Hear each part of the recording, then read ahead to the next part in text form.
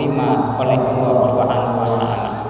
Ada kisah hadirin sekalian, Imam Al-Haramain pernah dimimpikan oleh seorang santrinya setelah meninggal dunia. Wahai Imam Al-Haramain, bagaimanakah keadaanmu engkau di akhirat?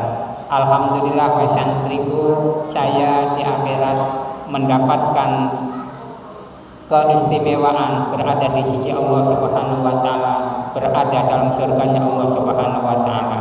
Kata sang santri, ya engkau wahai Imam Al-Haramain, tidak aneh engkau masuk ke dalam surga mendapatkan kenikmatan di akhirat, karena engkau orang alim, engkau ahli ibadah, engkau orang pandai, engkau banyak santrinya yang mendoakan engkau.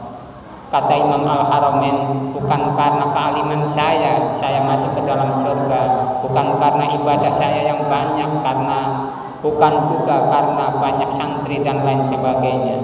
Tetapi Al-Kisah yang menyebabkan Imam Al-Haramain dalam mimpinya masuk ke dalam surga adalah karena suatu hari mau keluar dari rumah, mau mengimami di Masjidil Haram di Mekah.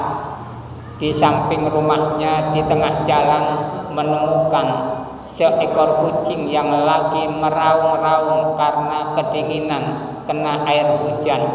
Kemudian karena kasihan, Imam Al-Haramain ini melepaskan sorbannya, kemudian menyelimutkan kepada tubuh sang kucing tersebut sampai digendong ke hadapan Ka'bah dan sampai tertidur pulas karena kehangatan, dikasih selimut sorbannya Imam Al-Haramain. Itulah yang menyebabkan menolong seekor kucing yang sedang kedinginan. Pas Allah Subhanahu wa taala ridho kepada amalan Imam Al-Haramain sehingga dosanya diampuni, amalnya diterima dan mendapatkan keridhaan dari Allah Subhanahu wa taala sehingga masuk surga. Menolong kucing hal yang sepele bisa memasukkan kita ke dalam surga.